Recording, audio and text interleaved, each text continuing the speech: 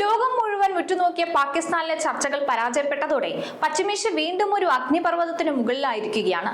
നിലവിൽ പ്രഖ്യാപിക്കപ്പെട്ട 2 ആഴ്ചത്തെ വെടിനിർത്തൽ ഒരു ശാശ്വത സമാധാനത്തിനുള്ള വഴിയാണോ, അതോ വരാനിരിക്കുന്ന മഹാപ്രളയത്തിന് മുന്നോടിയായിട്ടുള്ള നിശബ്ദതയോ?